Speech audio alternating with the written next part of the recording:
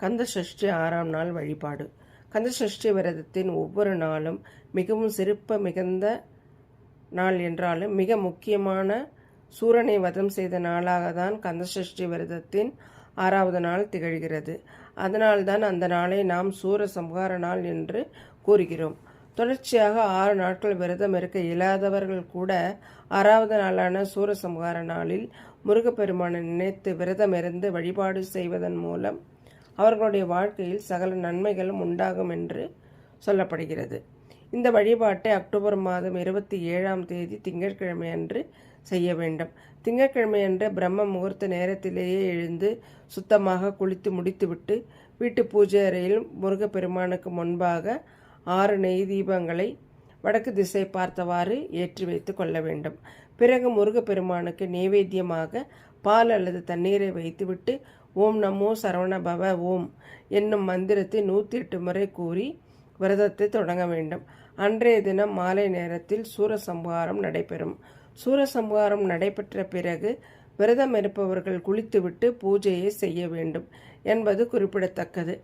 அவ்வாறு பூஜை செய்யும் பொழுது முருகப்பெருமானுக்கு முன்பாக சர்க்கோண கோலத்தில் 6 எழுத்துக்களின் மேலே 6 நெய் தீபங்களை வடக்கு திசை பார்த்தவாறு ஏற்றி வைத்து கொள்ள வேண்டும். வீட்டில் முருகனின் வேல் சிலை இருக்கும் பட்சத்தில் பஞ்சாமிர்த அபிஷேகம் செய்ய வேண்டும். கந்தசஷ்டி கவசத்தை காலையிலும் மாலையிலும் கேட்பது மிகவும் சிறப்பு. மேலும் அன்றைய தினம் நம்மால் எவ்வளவு சிறப்பாக முருகப்பெருமானுக்கு நைவேத்தியங்களை சமர்ப்பணம் செய்ய முடியுமோ அவ்வளவு சிறப்பாக நம்மால் இயன்ற அனைத்தையுமே செய்து வைத்து வழிபாடு செய்ய வேண்டும். மாலை நேரத்திலும் ஓம் நமோ சரவண பவ ஓம் என்னும் மந்திரத்தை 108 முறை கூறி வாசனை மிகுந்த மலர்களால் முருகப்பெருமானுக்கு அர்ச்சனை செய்ய வேண்டும். அர்ச்சனை நிறைவடைந்த பிறகு கற்பூர தூப தீப ஆராதனை காட்டி வழிபாட்டையும் விரதத்தையும் நிறைவு செய்து கொள்ளலாம். அன்றைய தினம் மௌன விரதம் இருக்க வேண்டும் என்று நினைப்பவர்கள் காலை பிரம்ம முகூர்த்த நேரத்தில் வழிபாட்டை செய்து முடித்துவிட்டு மௌன விரதத்தை தொடங்கி மாலை சூரசம்ஹாரம் நிறைவடைந்த பிறகு வழிபாட்டை செய்து மௌன விரதத்தை பூர்த்தி செய்து கொள்ளலாம்.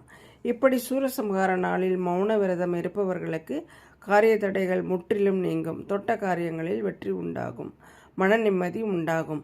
முருகப்பெருமானுக்கு உகந்த சூரசம்ஹார நாளில் முருகன் எப்படி சூரனை வதம் செய்து தேவர்களுக்கு மகிழ்ச்சி அளித்தாரோ அதேபோல் நாமும் முருகப்பெருமானை வழிபாடு செய்து நம்முடைய கஷ்டங்கள் அனைத்தையும் நீக்கி மகிழ்ச்சியுடன் வாழலாம் என்ற தகவலை கூறி இப்பதிவினை நிறைவு செய்து கொள்கிறோம். நன்றி. வாழ்க வளமுடன்.